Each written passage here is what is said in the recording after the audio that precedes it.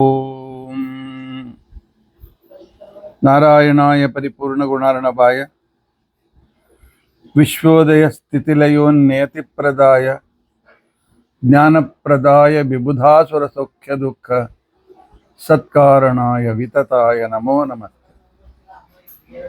अभ्रमं भंगरहितं अजडं विमलं सदा आनन्दतीर्थमतुलं भजे तापत्रयापहं। भवति यदनुभावादेडमूकोऽपि वाग्मि जडमतिरपि जन्तुर्जायते प्राज्ञमौलिः। सकलवचनचेतो देवता भारती सा मम वचसि निधत्तां सन्निधिं मानसे च। अस्मद्गुरुसमारम्भां टीकाकृत्पादमध्यगां श्रीमदाचार्यपर्यन्तां वन्दे गुरुपरम्परा। विद्यायां विबुधाचार्यं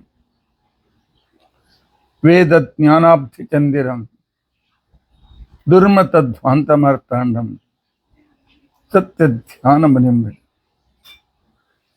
पञ्चाशद्वर्षपर्यन्तं सततं रामपूजकः श्री सत्यप्रमोदगुरुराट् भासतां नोः प्रदम्बर। बन्धुस्त्वं गुरुरिष्टदैवतमिति त्वत्पादपङ्केरुहं प्राप्तं मां परिपालयेत् सततं याचे निबद्धाञ्जलिः।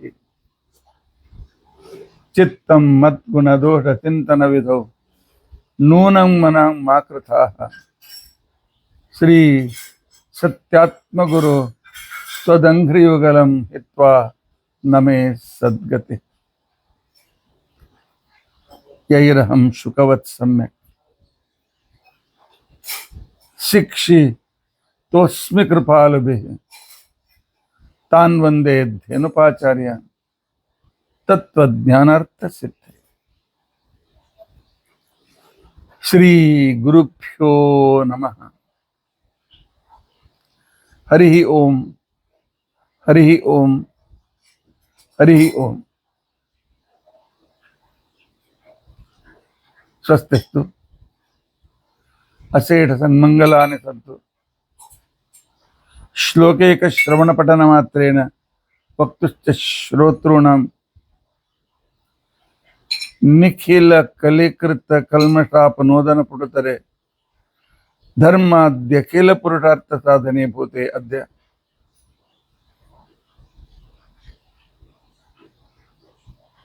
बृहती सहस्र विष्णु सहस्रनामयोः तुलनात्मक विवरणारंभे सति किंचित पूर्वकथानुवादः।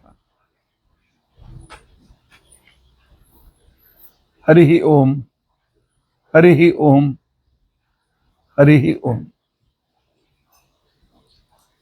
हरे राम राम राम हरे हरे, हरे कृष्णा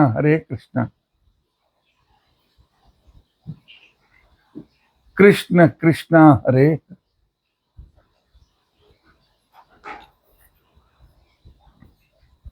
हरे राम राम राम हरे हरे, हरे कृष्णा कृष्ण कृष्ण हरे हरे। हरे राम राम राम हरे हरे, हरे कृष्णा कृष्ण कृष्ण हरे हरे। हरे राम राम राम हरे हरे।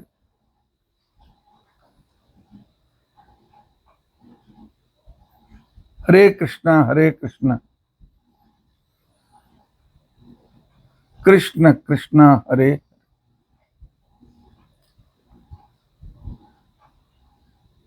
हरे राम राम राम हरे हरे, ಹರೇ ಕೃಷ್ಣ ಹರೇ ಕೃಷ್ಣ ಕೃಷ್ಣ ಕೃಷ್ಣ ಹರೇ ಹರೇ. ಶ್ರೀ ಗುರುಭ್ಯೋ ನಮಃ. ಹರಿ ಓಂ ಹರಿ ಓಂ ಹರಿ ಓಂ.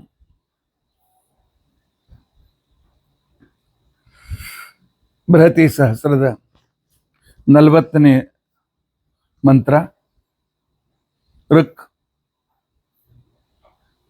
ವಿಷ್ಣು ಸಹಸ್ರನಾಮದ 40ನೇ ಹೆಸರು ಆದಿತ್ಯ. ಶಂಭುರಾದಿತ್ಯ. ಆದಿತ್ಯ ಎಲ್ಲರಿಗೂ ಗೊತ್ತಿದೆ. ಸೂರ್ಯ ಅಲ್ಲ, ಭಗವಂತ. ಸೂರ್ಯಾಂತರ್ಗತನಾಗಿರ್ತಕ್ಕಂಥ ಶ್ರೀಹರಿ. ಈ ಆದಿತ್ಯನ ಮಹಿಮೆ ಏನು? ಈ ಆದಿತ್ಯನ ಉಪಕಾರ ನಮ್ಮ ಮೇಲೆ ಎಷ್ಟಿದೆ? ಇವನಿಗೆ ಆದಿತ್ಯ ಅಂತ ಹೆಸರು ಯಾಕೆ ಬಂತು ಅಂತ ಹೇಳಿದಾಗ,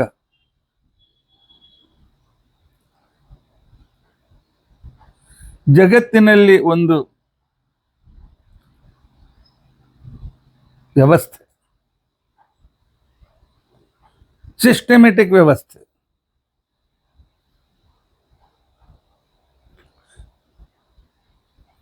ಒಂದು ಸರಿಯಾಗಿರ್ತಕ್ಕಂಥ ಒಂದು ನಿಯಮನ. ಏನು ನಿಯಮನ? ಹಾರಾಡುವ ಪರ್ವತಗಳು ಎಲ್ಲಿ ನಿಲ್ಲಿಸಿದ್ದೇನೆ, ಎಲ್ಲಿ ಕೂಡಿಸಿದ್ದೇನೆ ಅಲ್ಲೇ ಇರಬೇಕು. ಅಲುಗಾಡಕೂಡದು. ಭೂಕಂಪ ಆಗ್ತದೆ. ಭೂಮಿಯ ಕೆಳಗಿರತಕ್ಕಂಥ ಪ್ಲೇಟ್ ಸ್ವಲ್ಪ ಹೆಚ್ಚು ಕಡಿಮೆ ಆದಾಗ. ಆದರೆ ಪರ್ವತಗಳು ಬೀಳುವಂತಹ ಭೂಕಂಪ ಆಗೋದಿಲ್ಲ. ಆಗ್ತದೆ ಯಾವಾಗೋ ಒಂದು ಎಷ್ಟೋ ಲಕ್ಷ ಕೋಟಿ ವರ್ಷಗಳ ನಂತರ. ಹೇಗೆ ಇವತ್ತೇನು ಹಿಮಾಲಯ ಇದೆ, ಅದು ಒಂದು ವೇಳೆ ಸಮುದ್ರವಾಗಿತ್ತು ಒಂದು ಸಂದರ್ಭದಲ್ಲಿ. ಈಗ ಅದು ಪರ್ವತವಾಗಿದೆ.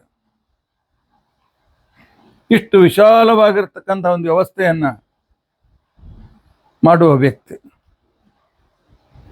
ಪೃಥ್ವಿ ತನ್ನ ಆರ್ಬಿಟ್ನಲ್ಲಿ ತಾನು 24 ತಾಸಿನಲ್ಲಿ ಒಂದು ರೌಂಡ್ ಹಾಕಲೇಬೇಕು. ಸ್ವಲ್ಪ ಬಾಗಿ ಆಗ್ತದೆ. ಸೂರ್ಯನ ಸರಿಯಾಗಿರ್ತಕ್ಕಂಥ ರೀತಿಯಲ್ಲಿ ಹೀಗೆ ಬಾಗಿದೆ. ಈಗ ಬಾಗಿದೆ ಹೀಗೆ ಪೃಥ್ವಿ. ಸೂರ್ಯನಿಗೆ ಸುತ್ತು ಹಾಕಬೇಕಾಗಿದ್ದರೆ 365 ದಿನಗಳು ಆಗಲೇಬೇಕು. ಸರಿಯಾಗಿ ಹಾಗೆ ಆಗ್ತದೆ.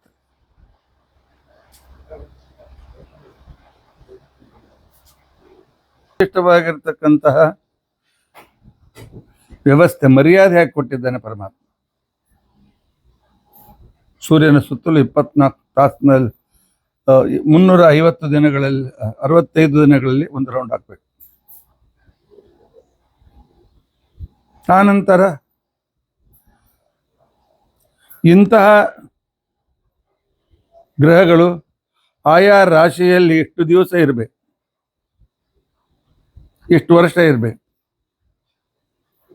ಈ ವ್ಯವಸ್ಥೆ. ಈ ಎಲ್ಲ ವ್ಯವಸ್ಥೆಯನ್ನು ಮಾಡುವ ಭಗವಂತನಿಗೆ ಆದಿತ್ಯ ಅಂತ ತಿಳ್ಕೊಂಡಂತ ಹೆಸರು.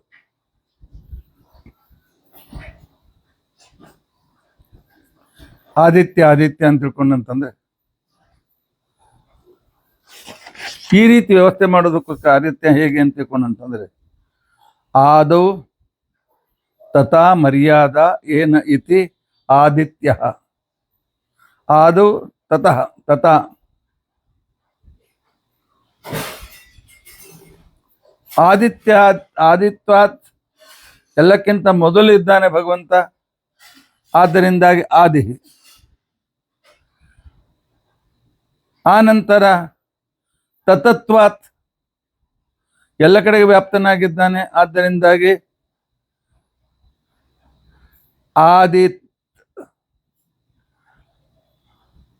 ಆದಿತ್ತಾರ್ಧ ಜಗತ್ತಿನನ್ನು ನಿಯಾಮನ ಮಾಡ್ತಾನೆ. ಆದ್ರಿಂದ ಯಹ ಆದಿತ್ಯ ಸಂಪೂರ್ಣ ಜಗತ್ತಿನಲ್ಲಿ ಒಂದು ವಿಶಿಷ್ಟ ವ್ಯವಸ್ಥೆಯನ್ನು ಮಾಡ್ತಕ್ಕಂಥ ವ್ಯಕ್ತಿ. ಅದನ್ನು ಮಾಡಿದ ವ್ಯಕ್ತಿ ಪರಮಾತ್ಮ, ನಮಗೋಸ್ಕರ ಮಾಡಿದ್ದ.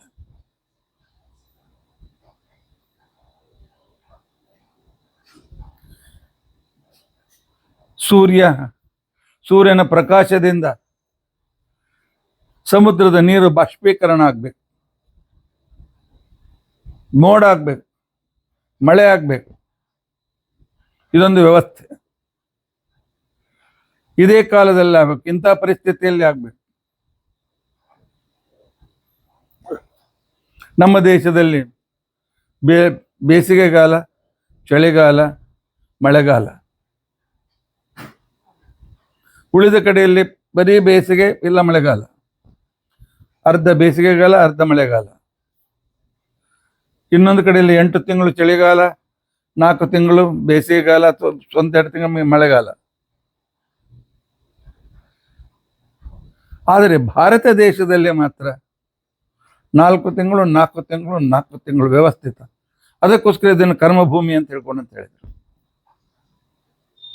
ಇಲ್ಲಿ ಅತಿ ಚಳಿನೂ ಇಲ್ಲ, ಅತಿ ಬಿಸಿಲು ಇಲ್ಲ.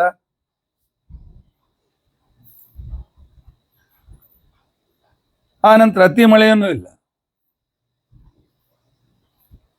ಸ್ವಲ್ಪ ಪ್ರದೇಶಗಳಿಂದ ಹೆಚ್ಚು ಕಡಿಮೆ ಆಗ್ತದೆ. ಕೊಂಕಣ ಪ್ರದೇಶದಲ್ಲಿ, ಮುಂಬೈ ಅಂತ ಪ್ರದೇಶಗಳಲ್ಲಿ ಭಾಳ ಮಳೆ ಆಗ್ತದೆ. ಉಳಿದ ಕಡೆಯಲ್ಲಿ ಕಡಿಮೆ ಆಗ್ತದೆ. ಆದರೆ ಎಲ್ಲಿ ಯಾವ ಬೇಕು, ಯಾವ ಭೂಮಿಗೆ ಎಷ್ಟು ಮಳೆ ಬೇಕು ಅಷ್ಟು ಮಳೆ ಬೀಳ್ತದೆ. ಬೀಜ ಪ್ರಸ್ಫುಟಿತವಾಗಿ ಬೆಳೆ ಆಗಬೇಕು, ಮರ ಆಗಬೇಕು, ಇಷ್ಟು ತೆನೆಯಲ್ಲಿ ಇಷ್ಟು ಕಾಳು ಇರಬೇಕು, ಈ ಮರ ಎಷ್ಟು ದಿವಸದ ನಂತರ ಹಣ್ಣು ಕೊಡಬೇಕು. ಇದೆಲ್ಲ ವ್ಯವಸ್ಥೆ. ಇದೆಲ್ಲದರ ಪ್ರತಿನಿಧಿಯಾಗಿ ನಿನ್ನೆ ಬಂದಿರತಕ್ಕಂಥ ಶಂಭು ಅಂತನ್ನೋ ಹೆಸರಿನಲ್ಲಿ ಪರಮಾತ್ಮನ ಯಾವ ಮಹಾತ್ಮೆಯನ್ನು ಹೇಳಿದರು ಅಂತಂದ್ರೆ, ನದಿಗಳ ಪ್ರವಾಹ ಪರ್ವತದಿಂದಲೇ ಹುಟ್ಟಬೇಕು. ಅದಕ್ಕೋಸ್ಕರ ಪರ್ವತಗಳು ಸ್ಥಿರವಾಗಿರಬೇಕು. ಮೋಡಗಳ ಸಂಪರ್ಕದಿಂದ ತಂಪು ತಾಗಿ ಆ ಪರ್ವತಗಳ ಮೇಲೆ ಮಳೆ ಹೆಚ್ಚು ಸುರಿಯಬೇಕು, ಅಲ್ಲಿಂದ ನದಿ ಹರಿದು ಬರಬೇಕು. ಈ ವ್ಯವಸ್ಥೆಯನ್ನು ಮಾಡಿದ ಪರಮಾತ್ಮ ಪರ್ವತಗಳಿಗೂ ಕೂಡ ಹೇಳಿದ, ನಿಮ್ಮ ಸ್ಥಳ ಬಿಟ್ಟು ಅಲ್ಗಾಡ್ಲಿಕ್ಕಿಲ್ಲ.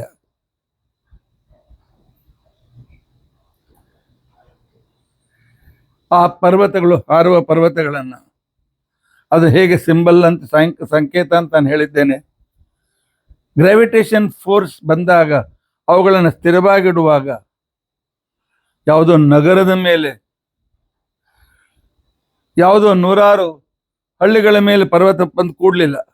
ಕೆಳಗಿನ ಜನ ಎಲ್ಲ ಸತ್ತು ಹೋಗುವಂತೆ ಮಾಡಲಿಲ್ಲ. ಆಕಾಶದಿಂದ ಪರ್ವತ ಬೀಳಲಿಲ್ಲ.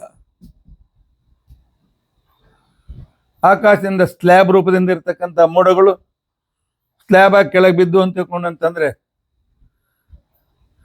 ಆ ಆಲಿಕಲ್ಲಿಯ ಮಳೆಯಾದಾಗಲೇ ಎಷ್ಟು ಫೋರ್ಸ್ ಆಗಿ ಕೆಳಗೆ ಬೀಳ್ತದೆ. ಸಣ್ಣ ಸಣ್ಣ ತುಂಡು, ಭಾಳ ಆದ್ರೆ ಎಷ್ಟು ದೊಡ್ಡ ತುಂಡು ನಾನು ನೋಡಿದ್ದೇನೆ. ಅದಕ್ಕಿಂತ ದೊಡ್ಡ ಆದರೆ ತಲೆ ಒಡೆದು ಹೋಗ್ತದೆ. ಮಾಡೋದಿಲ್ಲ ಪರಮಾತ್ಮ. ಆ ವ್ಯವಸ್ಥೆಯನ್ನು ಮಾಡಿದ್ದಾನೆ.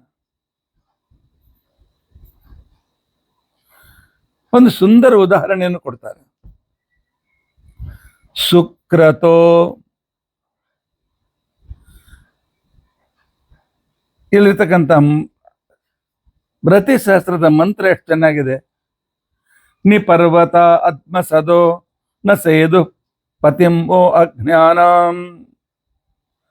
ತ್ವಯಾ ದೃಢಾನಿ ಸುಕ್ರತೋ ರಜಾಂಸಿ ಧೇನೂನಾಮಿಷುಧ್ಯ ಸೋಂ. ಸುಕ್ರತೋ ಯಜ್ಞದಿಂದ ಪ್ರಸಿದ್ಧನಾಗಿ ಮಂಗಲಕರನಾಗಿರ್ತಕ್ಕಂಥ ಶ್ರೀಹರಿಯೇ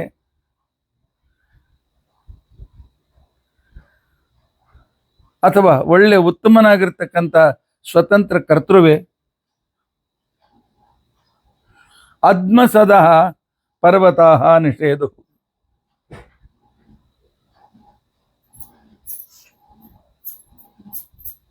ಕೆಲವು ಸಲ ಭಿಕ್ಷುಕರಿಗೆ, ಅನಾಥರಿಗೆ ನಾವು ಅನ್ನದಾನ ಮಾಡ್ತೇವೆ. ಪಾಪ ಅನ್ನ ಸಿಕ್ಕಿರೋದಿಲ್ಲ, ಲೈನ್ನಲ್ಲಿ ಕೂತ್ಕೊಂಡು ಅಂತ ಹೇಳ್ತೇವೆ. ಆ ಲೈನ್ನಲ್ಲಿ ಅಂಜುತ್ತಾ ಎಲ್ಲಿ ನಮ್ಗೆ ಓಡಿಸ್ತಾರೋ ಅಂತ ತಿಳ್ಕೊಂಡು ಅಂತೇಳಿ ಯಜಮಾನನ ಭಯದಿಂದ ಹೇಗೆ ಅವರು ಪಂಕ್ತಿಯಾಗಿ ಊಟದಲ್ಲಿ ಕೂತ್ಕೊಂಡಿರ್ತಾರೆ, ಸ್ವಲ್ಪ ಅಲುಗಾಡೋದಿಲ್ಲ. ಅದೇ ರೀತಿಯಾಗಿ ಅದ್ಮಸದಃ ಪರ್ವತಃ ನಿಷೇಧು. ಅದನೀಯಂ ಅನ್ನಂ ಪ್ರತಿ ಸದಃ ಸದ ಸೀದತಿ ಉಪವಿಶತಿ. ಹೇಗೆ ಊಟಕ್ಕೆ ಕುಳಿತ ಆ ಜನರು ಸರಿಯಾಗಿ ಒಂದೇ ಕಡೆ ಕೂತ್ಕೊಂಡಿರ್ತಾರೆ, ಓಡಾಡಿದರೆ ಮತ್ತೆ ಎಲ್ಲಿ ನಮ್ಮನ್ನು ಓಡಿಸ್ತಾರೋ ಅಂತ ತಿಳ್ಕೊಂಡಂತ ಹೇಳಿ ಹಾಗೆ ಗಟ್ಟಿಯಾಗಿ ಕುಳಿತುಕೊಂಡಂತೆ ಪರ್ವತಗಳು ಕೂಡ ನಿಷೇಧು ಒಂದೇ ಸಾಲಿನಲ್ಲಿ ಕೂತ್ಕೊಂಡಿವೆ, ಅಲುಗಾಡೋದಿಲ್ಲ. ಎಲ್ಲೊಂದು ಸ್ವಲ್ಪ ಲ್ಯಾಂಡ್ ಇತ್ಯಾದಿಗಳಾಗ್ತದೆ, ಆದರೆ ತಮ್ಮ ಜಾಗ ಬಿಟ್ಟು ಸರಿದಾಡೋದಿಲ್ಲ. ಈ ವ್ಯವಸ್ಥೆಯನ್ನು ಮಾಡಿದವನು ಪರಮಾತ್ಮ. ಯಾಕೆ? ರಜಾಂಸಿ ತ್ವಯಾ ದೃಢಾನಿ. ಸಂಪೂರ್ಣ ಪ್ರಾಣಿಜಾತ ಜಗತ್ತಿಗೆ ರಜೋಗುಣದಿಂದ ಸೃಷ್ಟವಾದಂತಹ ರಜೋಗುಣ ಪ್ರಚುರವಾದ ಶರೀರವುಳ್ಳ ಮಾನವರನ್ನು, ಪ್ರಾಣಿಗಳನ್ನು ನೀನು ದೃಢಾನಿ, ಈ ಪ್ರಾಣಿಗಳು ಉಳಿಯಲಿ ಅಂತ ತಿಳ್ಕೊಂಡಂತೇಳಿ, ಇವ್ರಿಗೆ ಅನಾನುಕೂಲ ಆಗಬಾರ್ದು ಅಂತ ತಿಳ್ಕೊಂಡಂತೇಳಿ ಆ ಪರ್ವತಗಳು ದೃಢಾನಿ ದೃಢೀಕೃತಾನಿ ಅಲ್ಲಲ್ಲೇ ಗಟ್ಟಿಯಾಗಿ ಉಳಿಸ್ಬಿಟ್ಟಿ ಪರಮಾತ್ಮ. ಅಲುಗಾಡದಂತೆ ಮಾಡಿದೆ, ಅಲುಗಾಡದಂತೆ ಮಾಡಿದೆ. ನ ಸೇದು, ಅಷ್ಟೇ ಅಲ್ಲ, ಯಾವ ಪ್ರಾಣಿಗಳು ಸಾಯಲಿಲ್ಲ, ಪರ್ವತಗಳು ಕೂಡ ಮೇಲಿನಿಂದ ಇರ್ತಕ್ಕಂಥ ಪುಡಿ ಪುಡಿ ಆಗಲಿಲ್ಲ. ಅವುಗಳನ್ನು ವ್ಯವಸ್ಥಿತವಾಗಿಟ್ಟಿ. ಯಾಕೆ? ಮೇಲಿಂದ ಮೇಲೆ ಪ್ರಕೃತಿಯ ಸಂದರ್ಭದಲ್ಲಿ ಪರಮಾತ್ಮನ ಹೇಳ್ತಾರೆ. ಹೌದು, ಪರಮಾತ್ಮನೇ ಜಗತ್ತನ್ನು ಸೃಷ್ಟಿ ಮಾಡತಕ್ಕಂಥ ವ್ಯಕ್ತಿ. ಜನ್ಮಾದ್ಯಸ್ಯತಃ ಸಂಪೂರ್ಣ ಜಗತ್ತಿನ ಸೃಷ್ಟಿ, ಸ್ಥಿತಿ, ಲಯ ಎಲ್ಲವೂ ಇವನ ಕೈಯಲ್ಲಿದೆ. ಪರಮಾತ್ಮನ ಸ್ಥಿತಿಯ ಮಹಿಮೆಯನ್ನು ಹೇಳ್ತಕ್ಕಂಥ ಭಗವಂತನ ಹೆಸರು ಆದಿತ್ಯ. ಸೂರ್ಯಾಂತರ್ಗತನಾಗಿರ್ತಕ್ಕಂಥ ನಾರಾಯಣ ತನ್ನ ಅಧೀನನಾದ ನದಮ್ಮ ಓದತೀನಾಂ, ವೇದಗಳ, ನದಿಗಳ, ಗೋಗಳ ಸ್ವಾಮಿಯಾಗಿರ್ತಕ್ಕಂತಹ ವಾಯುದೇವರ ಮುಖಾಂತರ ಎಲ್ಲ ಕಾರ್ಯವನ್ನು ಮಾಡಿಸ್ತಾನೆ. ವಾಯುದೇವರಿಂದಲೇ ಸಂಪೂರ್ಣವಾದ ಜಗತ್ತು ನಡೀತದೆ. ಗಾಳಿಯ ವೇಗ, ಗಾಳಿಯ ಒತ್ತುವಿಕೆ, ಗಾಳಿಯ ಪ್ರೆಷರ್, ಇದರಿಂದ ಎಷ್ಟು ಕೆಲಸ ನಡೀತವೆ ಅಂತ ತಿಳ್ಕೊಂಡಂತಂದ್ರೆ, ಇವತ್ತಿನ ಹೆಚ್ಚಿನ ಕಂಪನಿಗಳಲ್ಲಿ ಮೋಟಾರ್ ನಡೆಯಬೇಕಾಗಿದ್ದರೆ, ವಿಮಾನಗಳು ನಡೆಯಬೇಕಾಗಿದ್ದರೆ ಗಾಳಿಯ ಪ್ರೆಷರ್ ಬೇಕು. ವಾಯುದೇವರ ಸಹಾಯ ಬೇಕು. ಸರಿಯಾಗಿ ಕಬ್ಬಣ ಕರಗಬೇಕಾಗಿದ್ದರೆ ಗಾಳಿಯ ಪ್ರೆಷರ್ ಜೊತೆಗಿರ್ತಕ್ಕಂಥ ಬೆಂಕಿ ಬೇಕು. ಅದಕ್ಕೆ ಕಮ್ಮಾರ ಏನ್ ಮಾಡ್ತಾನೆ, ತಿದಿಯನ್ನು ಹೀಗೆ ಮಾಡಿದಾಗ ಆ ಗಾಳಿಯ ಪ್ರೆಷರ್ನಿಂದ ಆ ಉರಿಯಿಂದ ಬಂಗಾರ ಅಂತ ಕರಗ್ತದೆ, ಕಬ್ಬಿಣವು ಕೂಡ ಕರಗ್ತದೆ. ಬಿಸಿ ಆಗ್ತದೆ, ಒಂದು ಪೆಟ್ಟು ಕೊಡ್ತಾನೆ, ಸರಿ ಹೋಗ್ತದೆ, ಆಕೃತಿ ಬರ್ತದೆ. ಪ್ರೆಷರ್ ಎಲ್ಲ ಕಡೆಯಲ್ಲೂ ಬೇಕು. ಅದನ್ನು ಪರಮಾತ್ಮ ತಾನು ವಾಯುದೇವ್ರ ಪ್ರೆಷರ್ ಇರ್ತಕ್ಕಂಥ ವಾಯುದೇವ್ರ ಮುಖಾಂತರ ಈ ಜಗತ್ತಿನ ಎಲ್ಲಾ ವಸ್ತುಗಳನ್ನ ಆಯಾ ವಿಶಿಷ್ಟ ಸ್ಥಾನದಲ್ಲಿ ಆ ರೀತಿಯಾಗಿರ್ತಕ್ಕಂಥ ವ್ಯವಸ್ಥೆಯನ್ನು ಮಾಡಿದ್ದಾನೆ. ಭಗವಂತನ ಈ ಮ್ಯಾನೇಜ್ಮೆಂಟ್ ಇಲ್ಲದೆ ಇದ್ದರೆ, ಭಗವಂತನ ಈ ರೀತಿಯಾಗಿರ್ತಕ್ಕಂಥ ಸಿಸ್ಟಮೆಟಿಕ್ ಆಗಿರ್ತಕ್ಕಂಥ ವ್ಯವಸ್ಥೆ ಇಲ್ಲದೆ ಇದ್ದರೆ, ಭಗವಂತನ ಸಿಸ್ಟಮ್ ಇಲ್ಲದೆ ಇದ್ದರೆ ನಾವು ಎಷ್ಟು ರೀತಿಯಿಂದ ಪೀಡಿತರಾಗ್ತಾ ಇದ್ದೀವಿ. ನಾವೇ ಆಕ್ಸಿಜನ್ ಹೈಡ್ರೋಜನ್ ಸೇರಿಸಿ ನೀರು ಮಾಡ್ಲಿಕ್ಕೆ ಆಗ್ತಿತ್ತ ನಮ್ಮ ಕಡೆಯಿಂದ? ನಮಗೆ ಬೇಕಾಗಿರ್ತಕ್ಕಂಥ ಸುಣ್ಣ ವಿಶಿಷ್ಟವಾಗಿರ್ತಕ್ಕಂಥ ಕೆಮಿಸ್ಟ್ರಿಯ ಆ ಎಲಿಮೆಂಟ್ಗಳು ಕೂಡಿದಾಗ ಒಂದು ಸುಣ್ಣ ತಯಾರಾಗ್ತದೆ, ಮತ್ತೆ ಅನೇಕ ರೀತಿಯಾಗಿರ್ತಕ್ಕಂಥ ಪದಾರ್ಥಗಳು ತಯಾರಾಗ್ತವೆ. ಅದೆಲ್ಲ ಆಗ್ತಿತ್ತ? ಇಲ್ಲಲ್ಲ. ಇದೆಲ್ಲವನ್ನು ಕೂಡ ಒಂದು ಮರ್ಯಾದೆ, ಒಂದು ನಿಯಮನ, ಒಂದು ಸ್ಥಿತಿಯಲ್ಲಿ ಇಟ್ಟಿರ್ತಕ್ಕಂಥ ವ್ಯಕ್ತಿ ಆದಿತ್ಯ. ಎಲ್ಲಕ್ಕಿಂತ ಮೊದಲಿದ್ದು ತತಃ ಎಲ್ಲ ಅಣುಗಳಲ್ಲಿ ವ್ಯಾಪ್ತನಾಗಿ ಯಾವ ವ್ಯಕ್ತಿ ನಿಯಾಮಕತ್ವಾತ್ಯ ನಿಯಮನ ಮಾಡ್ತಾನೆ, ಆದ್ರಿಂದ ಇವನಿಗೆ ಆದಿತ್ಯ ಅಂತ ತಿಳ್ಕೊಂಡಂತ ಹೆಸರು. ಒಂದು ಉದಾಹರಣೆ ಕೊಡ್ತದೆ. ಹೇಗೆ? ರೂಪಕ ನೋಡಿ, ಊಟದ ಸಾಲಿನಲ್ಲಿ ಕುಳಿತ ವ್ಯಕ್ತಿಗಳು ಹೇಗೆ ಸರಿಯಾಗಿ ಒಂದೇ ರೀತಿಯಾಗಿ ಸ್ಥಿರವಾಗಿ ಕೂತ್ಕೊಂಡಿರ್ತಾರೆ. ಎಲೆಯಲ್ಲಿ ಬಡಿಸ್ತಾರೆ, ಊಟ ಮಾಡಬೇಕು ಅಂತ ತಿಳ್ಕೊಂಡಂತ ಹೇಳಿ. ಆ ರೀತಿಯಾಗಿ ಜಗತ್ತಿನ ಪರ್ವತಗಳನ್ನು ಉಪಲಕ್ಷಣವಾಗಿಟ್ಟುಕೊಂಡು ಸಂಪೂರ್ಣ ಜಗತ್ತಿನ ವ್ಯವಸ್ಥೆ ಎಲ್ಲಿ ಯಾವುದು ಇರಬೇಕು, ಎಷ್ಟು ಯಾರು ಬಡಿಸೋರು ತಿರುಗಾಡಬೇಕು, ಅದೇ ರೀತಿಯಾಗಿ ಗತಿ ಪೃಥ್ವಿಗೆ ಇತ್ಯಾದಿಗಳಿಗೆ. ಯಾಕೆ? ನಮಗೆ ಇದು ಬೇಕಾಗಿದೆ. ಇದರ ಹೊರತು ನಾವು ಜೀವಿತ ಇರೋದಿಲ್ಲ ಅಂತ ಭಗವಂತನೇ ಗೊತ್ತಿದೆ. ಪರಮಾತ್ಮ ಈ ರೀತಿಯಾಗಿರ್ತಕ್ಕಂತಹ ನಮಗೆ ಬೇಕಾದ ಸಕಲ ವ್ಯವಸ್ಥೆಯನ್ನು ಕೂಡ ಮಾಡಿದ್ದಾನೆ. ಜಗತ್ತಿಗೆ ಒಂದು ನಿಯಮನ ಹಾಕಿಬಿಟ್ಟಿದ್ದಾನೆ. ಆದ್ದರಿಂದಾಗಿ ಭಗವಂತನಿಗೆ ಆದಿತ್ಯ ಅಂತ ತಿಳ್ಕೊಂಡು ಕರೀತಾರೆ. ಆದಿಶ್ಚಾಸೌ ತಚಾಸೌ ಯಶ್ಚ ಆದಿತ್ಯ. ಈ ಆದಿತ್ಯನಿಗೆ ಆಶ್ರಯ ಕೊಟ್ಟವನು ಯಾರು?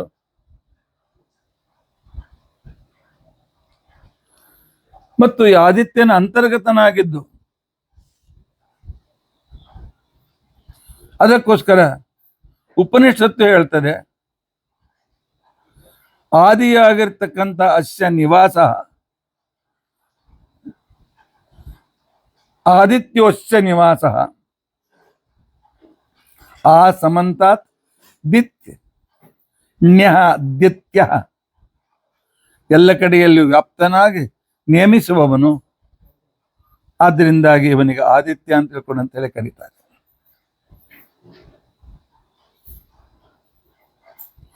ಏಳು ವಿಧ ಸಾಮಗಳನ್ನ, ಸ್ತೋತ್ರದ ಕ್ರಮವನ್ನ ಛಾಂದೋಗ್ಯ ಉಪನಿಷತ್ತು ಹೇಳ್ತದೆ. ಅಥಕಲ್ವಂ ಅಮುಂ ಆದಿತ್ಯಂ ಸಪ್ತವಿಧಂ ಸಾಮ ಉಪಾಸೀತ.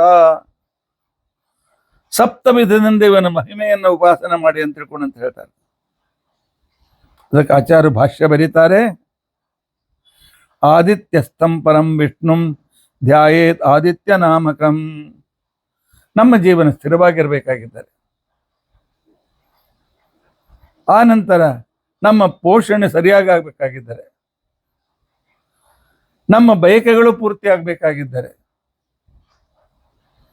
ನಮ್ಮ ಬುದ್ಧಿ ಸರಿಯಾದ ದಿಕ್ಕಿನಲ್ಲಿರಬೇಕಾಗಿದ್ದಾರೆ. ಸೂರ್ಯಾಂತರ್ಗತನಾಗಿರ್ತಕ್ಕಂಥ ನಾರಾಯಣ. ಅದಕ್ಕೋಸ್ಕರವೇ ನಾವು ದಿನಾಲು ಸಂಧ್ಯಾ ವಂದನೆಯಲ್ಲಿ ಆ ಸೂರ್ಯನಿಗೆ, ಸೂರ್ಯಾಂತರ್ಗತನಾಗಿರ್ತಕ್ಕಂತಹ ಭಗವಂತನಿಗೆ ಅರ್ಘ್ಯವನ್ನು ಕೊಡ್ತೇವೆ. ಅವನನ್ನೇ ಗಾಯತ್ರಿ ಮಂತ್ರದಲ್ಲಿ ಧ್ಯಾನ ಮಾಡ್ತೇವೆ. ಧಿಯೋ ಯೋನ ಪ್ರಚೋದಯಾತ್. ನಮ್ಮ ಬುದ್ಧಿಗಳನ್ನು ಸರಿಯಾದ ಕ್ರಮದಲ್ಲಿ ಧರ್ಮದ ಮಾರ್ಗದಲ್ಲಿ ಪ್ರೇರಿಸುವಂತ ತಿಳ್ಕೊಂಡು ಅಂತ ಹೇಳಿ ನಾವು ಪ್ರಾರ್ಥನೆ ಮಾಡ್ತೇವೆ, ಪರಮಾತ್ಮನಿಗೆ ಪ್ರಾರ್ಥನೆ ಮಾಡ್ತೇವೆ. ಅಂತ ಅವನಿಗೆ ಆದಿತ್ಯ ಅಂತ ತಿಳ್ಕೊಂಡು ಅಂತ ಹೇಳಿ ಛಾಂದೋಗ್ಯ ಭಾಷ್ಯದಲ್ಲಿ ಆಚಾರ್ಯರು ಆದಿತ್ಯ ನಾಮ ಅಸೌ ಅಭವತ್ ಸೂರ್ಯಮಂಡಲೆ, ಸೂರ್ಯಮಂಡಲದಲ್ಲಿರ್ತಕ್ಕಂಥ ಭಗವಂತ ಅವನಿಗೆ ಆದಿತ್ಯ ಅಂತ ತಿಳ್ಕೊಂಡಂತೇಳಿ ಹೆಸರು. ಅವನು ಇವನ ಹೃದಯದಲ್ಲಿದ್ದಾನೆ ಅಂತ ತಿಳ್ಕೊಂಡಂತೇಳಿ ಈ ಸೂರ್ಯನಿಗೂ ಕೂಡ ನಾವು ಆದಿತ್ಯ ಅಂತ ಕರಿತೇವೆ. ನಿಯಂತಶ್ಚೈವ ಸೂರ್ಯಸ್ಯ, ಸೂರ್ಯನನ್ನು, ಸೂರ್ಯನ ಗತಿಯನ್ನು, ಆನಂತರ ಪ್ರಕೃತಿಯ ಗತಿಯನ್ನು ನಿಯಮನ ಮಾಡ್ತಾನೆ ಭಗವಾನ್ ಪುರುಷೋತ್ತಮ. ಆದಿತ್ಯ ಅಂತ ಹೆಸರಿನಿಂದ ಜಗತ್ತನ್ನು ನಿಯಮನ ಮಾಡ್ತಾನೆ. ತಸ್ಮಾತ್ ಆದಿತ್ಯ ನಾಮಾನಂ, ಆದಿತ್ಯ ನಾಮನಾಗಿರ್ತಕ್ಕಂತಹ ಆದಿತ್ಯಸ್ತಂ ಜನಾರ್ದನ, ಆದಿತ್ಯನಲ್ಲಿರ್ತಕ್ಕಂಥ ಶ್ರೀಹರಿಯನ್ನೇ ಬ್ರಹ್ಮೋಪಾಸೀತ ಪರಮಂ, ಅವನೇ ಸರ್ವೋತ್ತಮ ಪರಮಾತ್ಮ, ಅನಂತವನ್ನ ಪರಿಪೂರ್ಣ ಅಂತ ತಿಳ್ಕೊಂಡು ಅಂತೇಳಿ ಉಪಾಸನೆ ಮಾಡಬೇಕು ಅಂತ ವಿಚಾರವನ್ನ ಛಾಂದೋಗ್ಯ ಭಾಷೆಯಲ್ಲಿ ಆಚಾರ್ಯ ನಮಗೆ ತಿಳಿಸಿ ಹೇಳ್ತಾರೆ. ಒಮ್ಮ ಆದಿತ್ಯ ಅಂತ ಕರೀತೀರಿ, ಒಮ್ಮ ಶಂಭು ಅಂತ ಕರೀತೀರಿ, ಆನಂತರ ಅವನಿಗೆ ಈಶ್ವರ ಅಂತ ತಿಳ್ಕೊಂಡು ಕರೀತೀರಿ, ಪ್ರಭು ಅಂತ ಕರೀತೀರಿ. ಏನಿದು? ಹೌದು, ಅಷ್ಟು ಮಹಿಮೆ ಅವನಲ್ಲಿದೆ. ಅದಕ್ಕೋಸ್ಕರ ಪ್ರವೃತ್ತ ಅಂತನ್ನುವ ಗ್ರಂಥದ ಉದಾಹರಣೆಯನ್ನು ಕೊಟ್ಟ ಆಚಾರ್ಯರು ಬೃಹದಾರಣ್ಯಕ ಉಪನಿಷತ್ತಿನ ಭಾಷ್ಯದಲ್ಲಿ ಹೇಳ್ತಾರೆ, ತತ್ತತ್ ಶಬ್ದೈ ಸದಾ ವಾಚ್ಯ, ಆಯಾ ಶಬ್ದಗಳಿಂದ, ಆಯಾ ಮಹಿಮೆಯನ್ನು ವ್ಯಕ್ತಪಡಿಸುವ ಶಬ್ದಗಳಿಂದ, ಎಲ್ಲಾ ಶಬ್ದಗಳಿಂದಲೂ ಪರಮಾತ್ಮನೇ ವಾಚ್ಯನಾಗಿದ್ದಾನೆ. ಹಾಗಾದರೆ ಬ್ರಹ್ಮ, ಹೌದು ಪರಮಾತ್ಮನ ಹೆಸರೇ, ಬ್ರಹ್ಮದೇವರು ಆ ಶಬ್ದದಿಂದ ಕರೆಯಲ್ಪಡ್ತಾರೆ. ಇತರೇತು ತದನ್ವಯಾತ್, ಉಳಿದವರಿಗೆ ಎಲ್ಲ ಹೆಸರು ಅವನಿಂದಲೇ ಬಂದಿವೆ. ಆದಿತ್ಯ, ರಶ್ಮಿ ಇತ್ಯಾದಿ ಎಲ್ಲಾ ಶಬ್ದಗಳು ಕೂಡ ಸೂರ್ಯಾಂತರ್ಗತನಾಗಿರ್ತಕ್ಕಂಥ ಭಗವಂತನನ್ನೇ ಹೇಳ್ತೇವೆ. ರವಿ ಅಂತ ಕರಿತೇವೆ, ಭಾನು ಅಂತ ಕರಿತೇವೆ. ಯಾವುದೇ ಶಬ್ದದಿಂದ ಕರೆದರೂ ಕೂಡ ಆದಿತ್ಯ ಅಂತರ್ಗತನಾಗಿರ್ತಕ್ಕಂಥ ಅದು ಶ್ರೀಹರಿಯ ವಿಶೇಷಣಗಳೇ ಹೊರತು ಪರಮ ಮುಖ್ಯ ವೃತ್ತಿಯಿಂದ ಉಳಿದ ದೇವತೆಗಳೆಲ್ಲ ಅವ್ರ ನಂತರ ಅವ್ರಿಗೆ ಹೆಸರು ಬಂದಿರತಕ್ಕಂಥವ್ರು.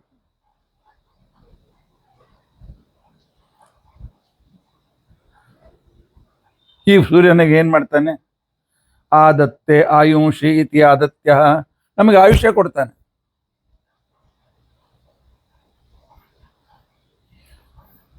ಆದತ್ತೆ ಸ್ವೀಕಾರ ಮಾಡ್ತಾನೆ ಅಂತ ಇನ್ನೊಂದು ಅರ್ಥ. ಒಂದು ದಿವಸ ಉದಿತನಾದ, ಅಸ್ತನಾದ, ಒಂದು ದಿವಸದ ಆಯುಷ್ಯ ತಗೊಂಡ್ಬಿಟ್ಟ.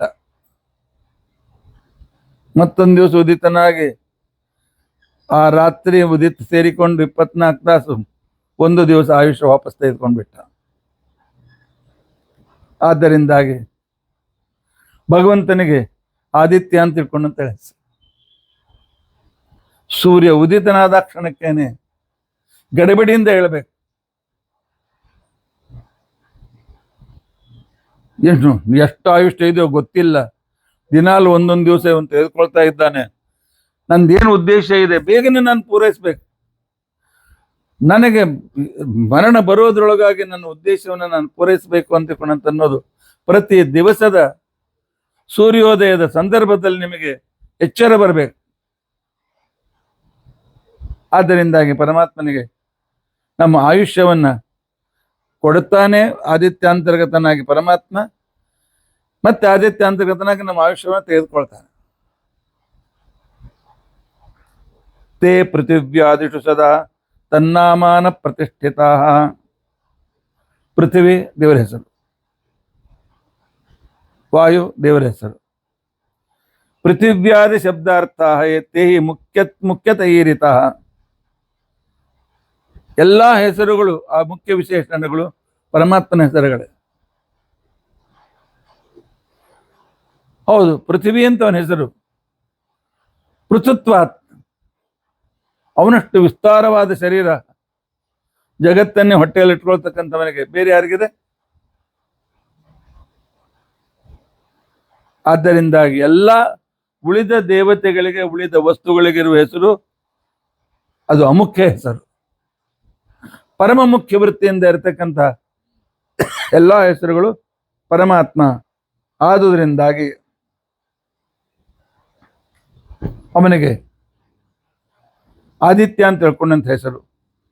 ಆದದಾನಾತ್ ಆಯುಷಾಂ ಚೈವ. ಪರಮಾತ್ಮ ಕೊಡ್ತಾನೆ, ಸ್ವೀಕರಿಸ್ತಾನೆ ನಮ್ಮ ಆಯುಷ್ಯಗಳನ್ನು. ಆದ್ದರಿಂದಾಗಿ ಆದಿತ್ಯ ಉದಾರಿತ ಅಂತ ತಿಳ್ಕೊಂಡಂತ ಹೇಳಂಗಿದ್ದಾರೆ.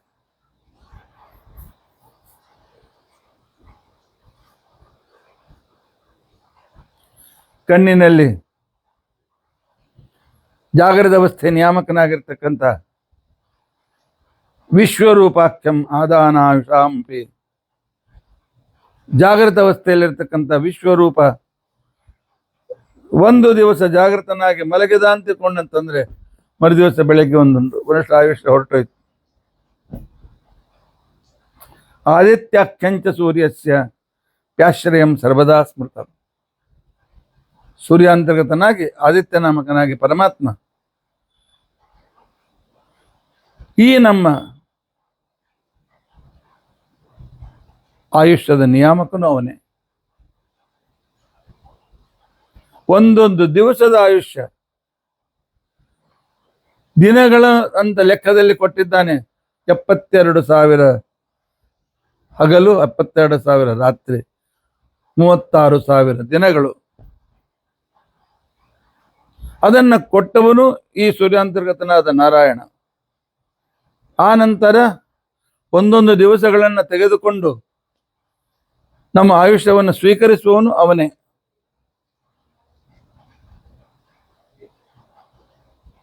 ಅಥವಾ ನಾವು ಕೊಡುವ ಹವಿಸ್ಸುಗಳನ್ನು ಸ್ವೀಕಾರ ಮಾಡ್ತಾನೆ. ಆದ್ದರಿಂದಾಗಿ ಅವನಿಗೆ ಆದಿತ್ಯ ಅಂತ ತಿಳ್ಕೊಂಡಂತ ಹೆಸರು. ಹೈಂಷಿ ಆದತ್ತೆ ಇತಿ ಆದಿತ್ಯ. ಗೀತಾ ಭಾಷ್ಯದಲ್ಲಿ ಆಚಾರ್ಯ ಹೇಳ್ತಾರೆ, ಬಹುಶಃ ಮನುಸ್ಮೃತಿ ಅಂತ ಕಾಣಿಸ್ತದೆ ಪ್ರಮಾಣ. ಅಗ್ನೋ ಪ್ರಸ್ತಾಹುತಿ ಸಮ್ಯಕ್ ಆದಿತ್ಯ ಉಪತಿಷ್ಠತಿ. ನಾವು ಕೊಟ್ಟ ಆಹುತಿಗಳ ಸೂಕ್ಷ್ಮಾಂಶಗಳು ಸೂರ್ಯನಲ್ಲಿ ಹೋಗುತ್ತೆ. ಸೂರ್ಯ ಕಿರಣ ಅವುಗಳನ್ನು ಅಬ್ಸಾರ್ವ್ ಮಾಡ್ತದೆ.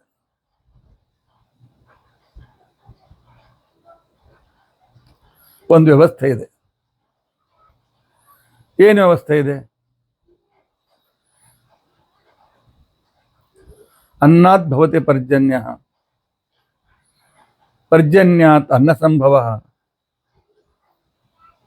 ಯಜ್ಞಾತ್ ಭವತಿ ಪರ್ಜನ್ಯ, ಪರ್ಜನ್ಯಾತ್ ಅನ್ನ ಸಂಭವ, ಅನ್ನಾತ್ ಭವಂತಿ ಭೂತಾನಿ. ಈ ರೀತಿಯಾಗಿ ನಾವು ಕೊಟ್ಟ ಆಹುತಿಯಿಂದ ಮಳೆ ಮೋಡ ತಯಾರಾಗ್ತದೆ. ಅದರಿಂದ ಪರಮಾತ್ಮ ನಮಗೆ ಮಳೆಯನ್ನು ಕೊಡ್ತಾನೆ. ಅದರಿಂದ ಅನ್ನ ಹುಟ್ಟುತ್ತದೆ. ಅದರಿಂದ ನಾವು ಜೀವಿತ ಇರ್ತೇವೆ, ಮತ್ತೆ ಯಜ್ಞ ಮಾಡ್ತೇವೆ. ಇದೊಂದು ವ್ಯವಸ್ಥೆ. ಇದಕ್ಕೆ ನಾವು ಋತುಚಕ್ರ ಅಂತ ತಿಳ್ಕೊಂಡು ಅಂತ ಹೇಳಿ ಕರೀತೇವೆ. ಹೇಗೆ ನಾವು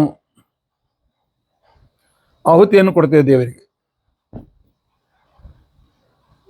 ಏನು ಆಹುತಿಯನ್ನು ಕೊಡ್ತೇವೆ? ತುಪ್ಪದ ಆಹುತಿ ಕೊಡ್ತೇವೆ.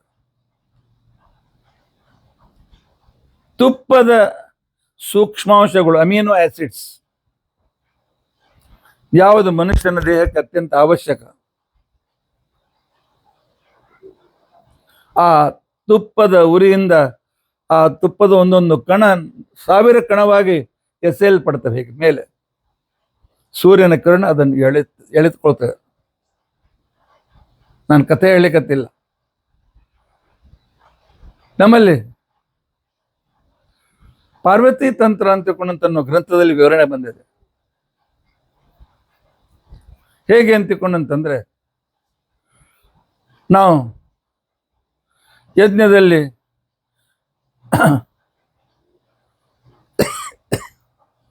ಸಮಿಧೆಗಳನ್ನು ಹಾಕ್ತೇವೆ. ಸಮಿಧೆಯಲ್ಲಿ, ಕಟ್ಟಿಗೆಯಲ್ಲಿ ಸೆಲ್ಯುಲಸ್ ಅಂತ ತಿಳ್ಕೊಂಡಂತಕ್ಕಂಥ ಒಂದು ವಿಶಿಷ್ಟವಾದ ರಸಾಯನ ಇರ್ತದೆ. ಅನ್ನದಲ್ಲಿ ನಿಮಗೆಲ್ಲ ಗೊತ್ತಿದ್ದಂತೆ ಯಜ್ಞದಲ್ಲಿ ಹಾಕುವ ಅನ್ನ, ಯಾಕೆಂದರೆ ನವಗ್ರಹ ಮಾಡ್ಬೇಕಾದ್ರೆ ಅನ್ನ ಬೇಕಾಗ್ತದೆ. ಸಮಿಚ್ಚರ್ವಾಜ್ಯಾಹುತಿವಿ ಅಂತ ತಿಳ್ಕೊಂಡಂತೇಳಿ ವಿವರಣೆ ಕೊಡ್ತಾರೆ. ಕಾರ್ಬೋಹೈಡ್ರೇಟ್ ಬೇಕಲ್ಲ ನಮಗೆ, ಅನ್ನದಿಂದ ಸಿಗ್ತದೆ. ಪಾಯಸದ ಆಹುತಿ ಹಾಕ್ತೇವೆ, ಜೇನುತುಪ್ಪದ ಆಹುತಿ ಹಾಕ್ತೇವೆ. ಅದಕ್ಕೆ ಬೇಕಾಗಿರ್ತಕ್ಕಂತಹ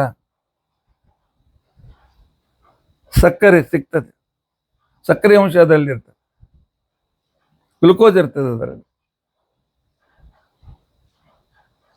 ಮನುಷ್ಯಕ್ಕೆ, ಶರೀರಕ್ಕೆ ಬೇಕಾಗಿರ್ತಕ್ಕಂಥ ಏನೇನು ಮುಖ್ಯಾಂಶಗಳು ಅಂತೇವೆ ಅವು ನಾವು ಯಜ್ಞದಲ್ಲಿ ಆಹುತಿ ಹಾಕ್ತೇವೆ. ಎಳ್ಳಿನ ಆಹುತಿ ಹಾಕ್ತೇವೆ, ಬೆಲ್ಲದಿಂದ ಮಾಡಿರ್ತಕ್ಕಂಥ ಪಾಯಸದ ಆಹುತಿ ಹಾಕ್ತೇವೆ ಇತ್ಯಾದಿ. ಆಯಾ ಬೇರೆ ಬೇರೆ ಬೇರೆ ರೀತಿಯಾದ ಪದಾರ್ಥಗಳ ಆಹುತಿಗಳನ್ನು ಹೇಳಿದ್ದಾರೆ. ಅದರ ಸೂಕ್ಷ್ಮಾಂಶಗಳು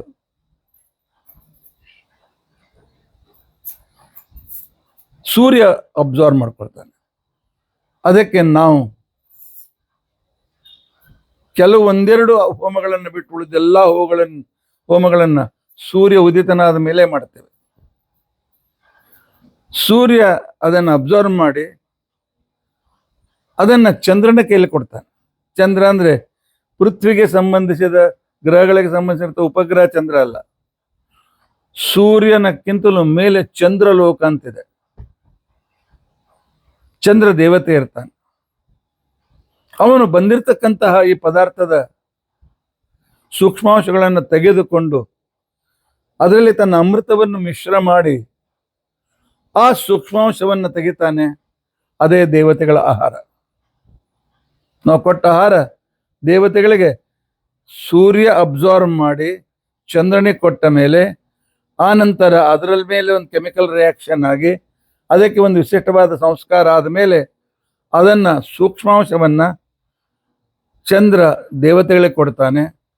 ಉಳಿದ ಸ್ಥೂಲಾಂಶ ಅಂತೇನಿದೆ, ಅದರ ಸ್ಥೂಲ ಭಾಗ ಅಂತ ಏನಿರ್ತಾನೆ ಅವನು ಮೋಡದಲ್ಲಿರ್ತಾನೆ. ಈ ರೀತಿಯಾಗಿರ್ತಕ್ಕಂತಹ ಎಲ್ಲ ಪದಾರ್ಥದ ಸೂಕ್ಷ್ಮಾಂಶದ ಒಂದು ವಿಶಿಷ್ಟ ರಸಾಯನದಿಂದ ಕೂಡಿರ್ತಕ್ಕಂತಹ ಮೋಡಗಳಿಗೆ ಲಿಂಬಸ್ ಅಂತ ಹೆಸರು. ನಾನು ವಿಜ್ಞಾನದಲ್ಲಿರ್ತಕ್ಕಂಥ ವಿಷಯವನ್ನೇ ಹೇಳ್ತಾ ಇದ್ದೇನೆ.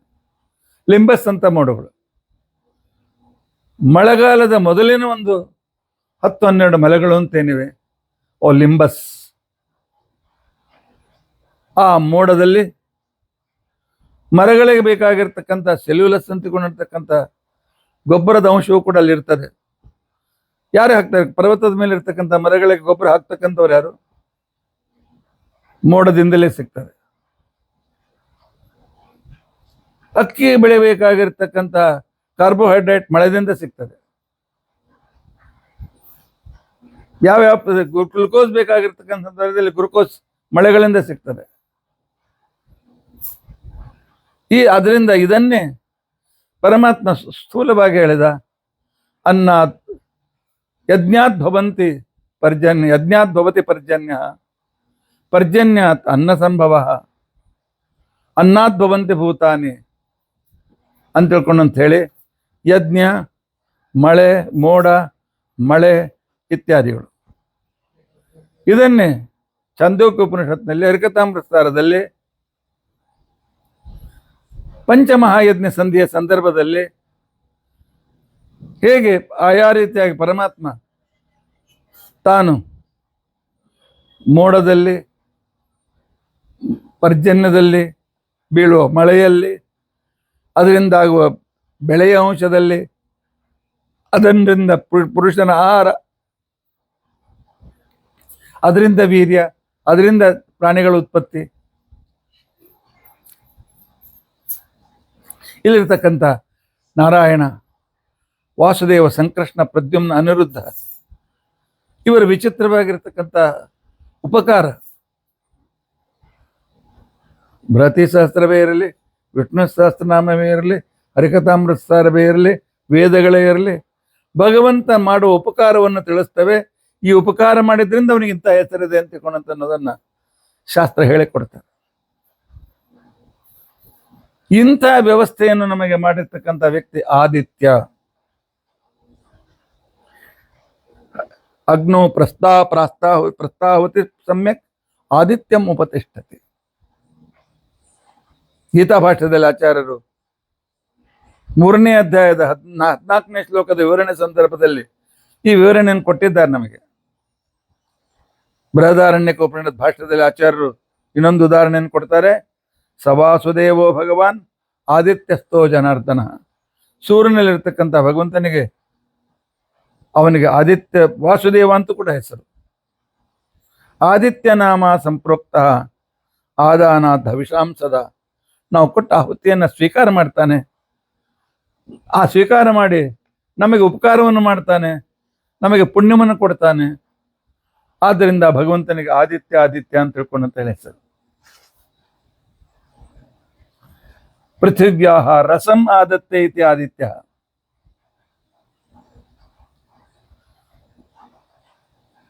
ಅಂತಂದ್ರೆ ಏನರ್ಥ? ತಾನು ಪೃಥ್ವಿಯಲ್ಲಿರ್ತಕ್ಕಂತಹ ರಸವನ್ನು ತೆಗೆದುಕೊಳ್ತಾನೆ. ಅಂದರೆ ಪೃಥ್ವಿಯಲ್ಲಿರುವ ನೀರು, ನದಿಯಲ್ಲಿಯ ನೀರು, ಸಮುದ್ರದಲ್ಲಿಯ ನೀರು, ಅವುಗಳನ್ನ ತಾನು ತನ್ನ ಕಿರಣಗಳಿಂದ ಅಬ್ಸಾರ್ವ್ ಮಾಡಿಕೊಂಡು ಅವುಗಳನ್ನು ವೇಪರ್ ಆಗಿ ಮಾಡಿಕೊಂಡು ಸೂರ್ಯ ಮೋಡಕ್ಕೆ ಕೊಡ್ತಾನೆ, ಅದನ್ನು ಎಳೆದುಕೊಳ್ತಾನೆ. ಆದಿತ್ಯದಿಂದಾಗಿ ಅವನಿಗೆ ಆದಿತ್ಯ ಆದಿತ್ಯ ಅಂತ ತಿಳ್ಕೊಂಡಂತ ಹೇಳ್ತಾರೆ. ಆದತ್ತೆ ಪೃಥಿವ್ಯಾಹಾರ ಸಂಹಿತೆ. ಋಗ್ಭಾಷ್ಯದಲ್ಲಿ ಆದಿತ್ಯಾನ್ ಮಾರುತಾಂಗಣಂ, ಋಗ್ವೇದದ ಮೊದಲೇ ಮಂಡದ 14ನೇ ಸೂಕ್ತದಲ್ಲಿ ವಿಚಾರ ಬರ್ತದೆ. ಋಗ್ಭಾಷ್ಯದ 14ನೇ ಮಂತ್ರದಲ್ಲಿ ವಿಚಾರ ಬರ್ತದೆ. ಏತೇ ಹೇಂ ಸ ಆದಿತ್ಯ ಆದದಾನ ಪ್ರಯಾತಿ ಬಹುರೂಪದಶ್ಚೇವ. ಸೂರ್ಯ ಎಲ್ಲವನ್ನೂ ತೆಗೆದುಕೊಂಡು, ಸೂಕ್ಷ್ಮಾಂಶ ತೆಗೆದುಕೊಂಡು ಮತ್ತೆ ಪುನಃ ಹೊಸದಾಗಿ ನಮಗೆ ಸಂಪೂರ್ಣ ಜಗತ್ತಿಗೆ ಆಹಾರವನ್ನು ಕೊಡ್ತಾನೆ. ಈ ಸಿಸ್ಟಮ್ಯಾಟಿಕ್ ಆಗಿರ್ತಕ್ಕಂಥ ನಮ್ಮ ವ್ಯವಸ್ಥೆಯನ್ನು ಮಾಡ್ತಕ್ಕಂಥ ಪರಮಾತ್ಮನಿಗೆ ಸೂರ್ಯ ಮಾಡ್ತಕ್ಕಂಥ 4 ಕೆಲಸಗಳು ಪದ್ಮಪುರಾಣ ಹೇಳ್ತದೆ. ಆಚಾರ್ಯ ಐತ್ರೇಯ ಭಾಷ್ಯದಲ್ಲಿ ಇದರ ಉದಾಹರಣೆಯನ್ನು ಕೊಟ್ಟಿದ್ದಾರೆ. ಸೂರ್ಯ ಏನ್ ಮಾಡ್ತಾನೆ? ತಾಪನಿ, ಉಷ್ಣತೆಯನ್ನು ಕೊಡ್ತಾನೆ. ಪಾಚಕಿ, ಹಣ್ಣುಗಳನ್ನ ಪಕ್ವವನ್ನಾಗಿ ಮಾಡ್ತಾನೆ. ಬೀಜಗಳನ್ನು ಪಕ್ವವನ್ನಾಗಿ ಮಾಡ್ತಾನೆ. ಧಾನ್ಯದ ಕಣಗಳನ್ನು ಪಕ್ವವನ್ನಾಗಿ ಮಾಡ್ತಾನೆ. ಶೋಷಣಿ, ಒಣಗಿಸುತ್ತಾನೆ. ಪ್ರಕಾಶನಿ, ಜಗತ್ತಿಗೆ ಪ್ರಕಾಶ ಕೊಡ್ತಾನೆ. ಸೂರ್ಯನಲ್ಲಿರುವ ನಮಗೆ ಬಿಸಿ ಬಿಸಿಯಾದ ತೀವ್ರ ಪ್ರಕಾಶವನ್ನು ಕೊಡುವಿಕೆ, ಆ ನಂತರ ಹಣ್ಣುಗಳನ್ನು ಪಕ್ವ ಮಾಡುವಿಕೆ, ಒಣಗಿಸುವಿಕೆ, ಯಾಕೆಂದ್ರೆ ತೆನೆಯಲ್ಲಿ ಬಂದಿರತಕ್ಕಂತಹ ಅಕ್ಕಿ ಮೊದಲಾದವುಗಳಿಗೆ ಭತ್ತದಿಂದ ಮೇಲ್ಭಾಗ ಒಣಗಿ ಭತ್ತ ಆಗುವಂತೆ ಮಾಡದೇ ಇದ್ರೆ ಒಳಗಿರ್ತಕ್ಕಂಥ ಅನ್ನವೂ ಕೂಡ ನಾಶವಾಗಿ ಹೋಗ್ತದೆ. ಅದನ್ನ ಮಾಡ್ತಾನೆ. ಆನಂತರ ನಮ್ಮ ಪ್ರಕಾಶ ಕೊಟ್ಟು ಆಕ್ಸಿಜನ್ ಕೊಡ್ತಾನೆ ಪರಮಾತ್ಮ. ನೈವರಾಜನ್ ರವೇ ಶಕ್ತಿ. ಜನಕರಾಜ, ಇದು ಸೂರ್ಯನ ಶಕ್ತಿ ಅಲ್ಲಪ್ಪ, ಶಕ್ತಿ ನಾರಾಯಣಸ್ಯ. ಇದು ಭಗವಂತನ ಸಾಮರ್ಥ್ಯ, ಸೂರ್ಯಾಂತರ್ಗತ ನಾರಾಯಣನ ಸಾಮರ್ಥ್ಯ. ಕೇವಲ ಸೂರ್ಯನಿಗೆ ಇಷ್ಟು ಶಕ್ತಿ ಇಲ್ಲ. ಆದೋ ಭವ ಆದಿತ್, ಎಲ್ಲಕ್ಕಿಂತ ಮೊದಲಿರ್ತಾನೆ ಪರಮಾತ್ಮ. ಸೃಷ್ಟಿಯಕ್ಕಿಂತ ಮೊದಲು ಎಲ್ಲರನ್ನು ಹೊಟ್ಟೆಯಲ್ಲಿ ಹಾಕೊಂಡು ಒಬ್ಬನೆಯಲ್ಲಿರ್ತಾನೆ. ಆದ್ರಿಂದ ಅವನಿಗೆ ಆದಿತ್ ಅಂತ ಹೆಸರು. ನಿಯಾಮಕತ್ವಾತ್ಯ ಆದಿತ್ಯ, ಸೃಷ್ಟಿ ಆದಿಯಲ್ಲಿದ್ದು ಈ ಜಗತ್ತಿನ ವ್ಯವಸ್ಥೆಯನ್ನು ನೋಡಿಕೊಳ್ತಾನೆ. ಆದ್ರಿಂದ ಇವನಿಗೆ ಆದಿತ್ಯ ಅಂತ ತಿಳ್ಕೊಂಡಂತ ಹೆಸರು. ತ್ಯಯತೆ ಸರ್ವತ್ರ ಗಚ್ಚತೆ ಇತಿ. ತಯಗತೋ ಅಂತ ತಿಳ್ಕೊಂಡಂತ ಅನ್ನೋ ಧಾತು. ಎಲ್ಲ ಕಡೆಗೆ ವ್ಯಾಪ್ತನಾಗಿದ್ದಾನೆ, ಎಲ್ಲ ಕಡೆಗೆ ಹೋಗ್ತಾನೆ. ಆದ್ರಿಂದ ಇವನಿಗೆ ತ್ಯಹ ಅಂತ ತಿಳ್ಕೊಂಡಂತ ಹೆಸರು. ಸೃಷ್ಟಿಯಕ್ಕಿಂತ ಮೊದಲಿನಲ್ಲೂ ಇದ್ದಾನೆ, ಆದ್ರಿಂದ ಇವನಿಗೆ ಆದಿ ಅಂತ ತಿಳ್ಕೊಂಡಂತ ಹೇಳಿ ಹೆಸರು. ಆದಿಶ್ಚಾಸೋತ್ಯಶ್ಚ ಆದಿತ್ಯ. ಸರ್ವತ್ರದಲ್ಲಿ ವ್ಯಾಪ್ತನಾಗಿದ್ದುಕೊಂಡು ನಮಗೆ ನಿಯಮನ ಮಾಡ್ತಾನೆ ಭಗವಂತ. ಆದ್ರಿಂದಾಗಿ ತಾಯತೆ ಪಾಲಯತಿ ಇತ್ಯುತ್ಯ ಆದಿಶ್ಚಾಸು ತ್ಯ ಆದಿತ್ಯ, ನಮ್ಮನ್ನು ಪಾಲನೆ ಮಾಡ್ತಾನೆ. ಇಷ್ಟು ಕ್ರಮದಿಂದ, ಇಷ್ಟು ರೀತಿಯಿಂದ ಭಗವಂತ ನಮ್ಮನ್ನು ನೋಡ್ಕೊಳ್ತಾ ಇದ್ದಾನೆ. ಕಲ್ಪನೆ ಮಾಡಿಕೊಳ್ಬೇಕು. ಊಟಕ್ಕೆ ಕುಳಿತುಕೊಂಡಾಗ ಈ ಅಕ್ಕಿಯಲ್ಲಿ ಕಾರ್ಬೋಹೈಡ್ರೇಟ್ ಕೊಟ್ಟವರು ಯಾರು? ಹುಣಸೆ ಹಣ್ಣು, ನಿಂಬೆ ಹಣ್ಣಿನಲ್ಲಿ ಇರ್ತಾ ಇರತಕ್ಕಂಥ ರೀತಿಯಾಗಿರ್ತಕ್ಕಂಥ ಆ ವಿಶಿಷ್ಟ ಗುಣಧರ್ಮವನ್ನು ಕೊಟ್ಟವರು ಯಾರು? ಸಿ ವಿಟಮಿನ್ ಕೊಟ್ಟವರು ಯಾರು? ಆ ನಂತರ ಬೇಳೆ ಇತ್ಯಾದಿಗಳಲ್ಲಿ ಬಿ ವಿಟಮಿನ್ ಕೊಟ್ಟಿರ್ತಕ್ಕಂಥವ್ರು ಯಾರು? ಆ ನಂತರ ಕೆಲವು ಪದಾರ್ಥಗಳು ಡಿ ವಿಟಮಿನ್ ಕೊಟ್ಟಿರ್ತಕ್ಕಂಥವ್ರು ಯಾರು? ಯಾರು ಅಂತಿಕೊಂಡು ಪ್ರಮಾಣ. ಇಲ್ಲದೆ ಇದ್ರೆ ಅನ್ನ, ಸಾರು, ಪಲ್ಯ, ಚಪಾತಿ, ಭಕ್ರಿ ಇತ್ಯಾದಿಗಳ ಬದಲಾಗಿ ಎ ವಿಟಮಿನ್ ಅನ್ನು ಒಂದು 10 ಗುಳಿಗೆಗಳು, ಬಿ ವಿಟಮಿನ್ ಅನ್ನು 10 ಗುಳಿಗೆಗಳು, ಸಿ ವಿಟಮಿನ್ 10 ಗುಳಿಗೆಗಳು ಹಾಕೊಂಡು ತಿನ್ಬೇಕಾಗ್ತದೆ. 1-2 ಗುಳಿಗೆ ನುಂಗ್ಲಿಕ್ಕೆ ಸಾಕಾಗ್ತದೆ. ದಿನಾಲು 50-100 ಗುಳಿಗೆ ನುಂಗ್ಬೇಕಾಗ್ತದೆ. ಅದು ತಯಾರಾಗಿದ್ದರೆ, ಅದು ಕೂಡ ಪ್ರಕೃತಿಯಲ್ಲಿ ಸಿಕ್ಕಿದ್ದರೆ ಆಹಾರ ಕೊಟ್ಟು ನಮಗೆ ಬೇಕಾಗಿರ್ತಕ್ಕಂತಹ ಮೋಡ ಮಳೆಗಳನ್ನು ಕೊಟ್ಟು ಪರ್ವತಗಳನ್ನು ಸ್ಥಿರೀಕರಿಸಿ ನಿಯಮನ ನನ್ನ ರೀತಿಯಿಂದ ಹಾಗೆ ಇದೆ. ಅದಕ್ಕೋಸ್ಕರವೇ ಉಪನಿಷತ್ತು ಹೇಳ್ತದೆ, ವೇದ ಹೇಳ್ತದೆ ಏನು ಅಂತಿಕೊಂಡಂತಂದ್ರೆ, ಪರಮಾತ್ಮನ ಭಯದಿಂದ ಈ ಗಾಳಿ ಬೀಸ್ತದಂತೆ. ಭೀಷಾಸ್ಮಾತ್ ವಾತಪವತಿ ಭೀಷೋದೇತಿ ಸೂರ್ಯ ಭೀಷಾದಗ್ನಿಶ್ಚಾಗ್ನಿಶ್ಚ. ಎಲ್ಲಿ ಲೇಟ್ ಆದರೆ ಪರಮಾತ್ಮನ ಅವಕೃಪೆ ಬರ್ತದೆ ಅಂತೇಳಿ ಸೂರ್ಯ ಸರಿಯಾದ ಕಾಲಕ್ಕೆ ಉದಿತನಾಗ್ತಾನೆ. ಎಲ್ಲಿ ಎಷ್ಟು ವೇಗದಿಂದ ಬೀಸಬೇಕು ಅನ್ನೋದನ್ನು ಪರಮಾತ್ಮನ ಮನಸ್ಸಿನಲ್ಲಿ ನನ್ನ ಬಗ್ಗೆ ಅವಕೃಪೆ ಆದೀತು ಅಂತೇಳಿ ಗಾಳಿ ಸರಿಯಾಗಿ ಬೀಸ್ತಾ ಇರ್ತದೆ. ಜಾಗ್ರಫಿ ಓದಿರ್ತಕ್ಕಂಥ ನಮಗೆಲ್ಲ ಗೊತ್ತು. ಈ ಕಡೆಯಿಂದ ಈ ದಿಕ್ಕಿನಿಂದ ಆ ದಿಕ್ಕಿನಿಂದ ಬಂದಿರತಕ್ಕಂಥ ಗಾಳಿಗಳು ಒಟ್ಟಾಗಿ ಪ್ರೆಷರ್ ಮಾಡದೇ ಇದ್ದರೆ ಮೋಡಗಳು ತಯಾರಾಗೋದಿಲ್ಲ, ಮೋಡಗಳು ಮಳೆಯನ್ನು ಗಡಿಯೋದಿಲ್ಲ. ಸಮುದ್ರದಲ್ಲಿ ಈ ರೀತಿಯಾಗಿರ್ತಕ್ಕಂಥ ಪ್ರೆಷರ್ ಹುಟ್ಟಬೇಕಾಗ್ತದೆ. ಇದೆಲ್ಲವನ್ನು ನಿಯಮನ ಮಾಡ್ತಕ್ಕಂಥವನು ಪರಮಾತ್ಮ. ಆದ್ದರಿಂದ ದೇವರನ್ನು ಪೂಜಿಸ್ಬೇಕಪ್ಪ. ಇಷ್ಟು ನಮಗೆ ಅನುಕೂಲ ಮಾಡಿಕೊಡುವ ದೇವರು. ಅವನಿಗೆ ಆದಿತ್ಯ ಅಂತ ತಿಳ್ಕೊಂಡಂತ ಹೇಳಿ ಹೆಸರು. ಮಕ್ಕಳಿಗೆ ಆದಿತ್ಯ ಅಂತ ಹೆಸರಿಡಿ. ದಿನಾಲು ಆದಿತ್ಯನ ಉಪಕಾರವನ್ನು ಸ್ಮರಿಸಿ ಜಗತ್ತನ್ನ ನಿಯಮನ ಮಾಡತಕ್ಕಂಥ ವ್ಯಕ್ತಿ ಜಗತ್ತಿನ ಎಲ್ಲ ಸಿಸ್ಟಮನ್ನು ಸರಿಯಾಗಿ ನೋಡ್ಕೊಳ್ತಕ್ಕಂಥ ವ್ಯಕ್ತಿ ಅಂತನ್ನುವ ಭಗವಂತನನ್ನ ನಾವು ಆದಿತ್ಯ ಅಂತ ಹೆಸರಿನಿಂದ ಧ್ಯಾನ ಮಾಡೋಣಲ್ಲ, ಚಿಂತನೆ ಮಾಡೋಣಲ್ಲ. ಆನಂತರ ಪ್ರತಿ ಸಹಸ್ರದಲ್ಲಿ ಬಂದದ್ದು ಈ ಭಗವಂತನ ಭಯದಿಂದಲೇ ಪರ್ವತಗಳು, ಎಲ್ಲ ವ್ಯವಸ್ಥೆ, ಜಗತ್ತಿನಲ್ಲಿರ್ತಕ್ಕಂಥ ಪದಾರ್ಥಗಳು, ಸಮುದ್ರ, ನದಿ ತಮ್ಮ ತಮ್ಮ ಸ್ಥಾನದಲ್ಲಿ ಒಂದು ವಿಶಿಷ್ಟ ರೀತಿಯಿಂದ ಊಟಕ್ಕೆ ಕುಳಿತ ಜನರಂತೆ ಅವ್ರು ಹೇಗೆ ಊಟ ಆಗೋರು ಎದ್ದು ಹೇಳೋದಿಲ್ಲ ಅಂತೆ ಅದೇ ರೀತಿಯಾಗಿ ಸ್ಥಿರವಾಗಿರ್ತಕ್ಕಂಥ ಪರ್ವತಗಳನ್ನು ಇಟ್ಟು ಜಗತ್ತಿನ ವ್ಯವಸ್ಥೆಯನ್ನು ನೋಡಿಕೊಳ್ತಕ್ಕಂಥ ಈ ಭಗವಂತನಿಗೆ ಆದಿತ್ಯ ಅಂತನೂ ಹೆಸರೇ ಬಂತು ಅಂತನೂ ವಿಚಾರವನ್ನು ಬೃಹತಿ ಸಹಸ್ರ ತಿಳಿಸಿಕೊಡ್ತದೆ. ಆ ರೂಪಕ ಬಹಳ ಸುಂದರವಾಗಿದೆ. ಆದಿತ್ಯ ಹೆಸರು ಪರಮಾತ್ಮನ ನಿಯಮನವನ್ನು ತಿಳಿಸಿಕೊಡ್ತದೆ. ಇಂಥ ಸರ್ವನಿಯಾಮಕನಾದ ಶ್ರೀಹರಿ ಆದಿತ್ಯ ನಾಮಕನಾಗಿ ನಮ್ಮನ್ನು ನಿಯಮನ ಮಾಡಲಿ ಅಂತ ಇನ್ನೊಮ್ಮೆ ಪ್ರಾರ್ಥನೆ ಮಾಡ್ತಾ ಆ ಭಗವಂತನಿಗೆ ನಾವು ಪುನಃ ಪುನಃ ಸ್ಮರಿಸೋಣ. ಅವನ ಉಪಕಾರವನ್ನು ಸ್ಮರಿಸಿ ಅವನ ಅನುಗ್ರಹವನ್ನು ಪಡೆಯೋಣ. ಇತಿ ಅದ್ಯ ಕಥಾ ಪ್ರಸಕ್ತಿ. ಹರೇ ರಾಮ ಹರೇ ರಾಮ ರಾಮ ರಾಮ ಹರೇ ಹರೇ, ಹರೇ ಕೃಷ್ಣ ಕೃಷ್ಣ ಕೃಷ್ಣ ಹರೇ ಹರೇ.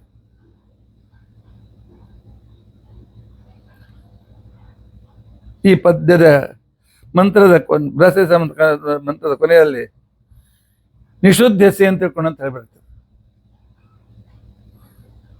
ಹೇಗೆ ಬತ್ತಳಿಕೆಯಲ್ಲಿ ಬಾಣ ಯಾವಾಗಲೂ ತಯಾರಿರ್ತದೆ, ಆ ರೀತಿಯಾಗಿ ಪರಮಾತ್ಮ ಎಲ್ಲ ದೇವತೆಗಳ ಅಂತರ್ಯಾಮಿಯಾಗಿದ್ದು, ನಮ್ಮ ಅಂತರ್ಯಾಮಿಯಾಗಿದ್ದುಕೊಂಡು ದೇನು ನಾಮ ಶುದ್ಧಸಿ ಅಂತ ತಿಳ್ಕೊಂಡಂತೆ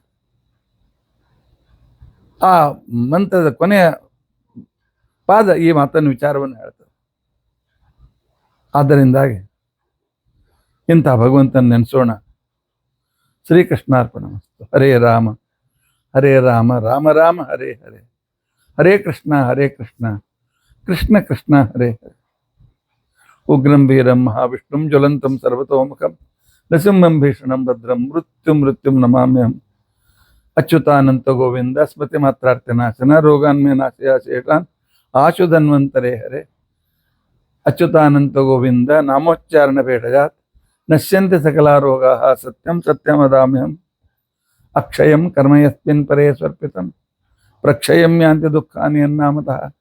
ಅಕ್ಷರೋ ಯೋಜರ ಸರ್ವದೇವಾಮೃತಃ ಕುಕ್ಷಿಗಂ ಯಸ್ಯ ವಿಶ್ವಂ ಸದಾಜಾಧಿಕಂ. ಪ್ರೀಣಯಾಮೋ ವಾಸುದೇವಂ ದೇವತಾ ಮಂಡಲ ಖಂಡ ಮಂಡಲ. ಶ್ರೀಕೃಷ್ಣಾರ್ಪಣಮಸ್ತು. ಶ್ರೀಕೃಷ್ಣಾರ್ಪಣ.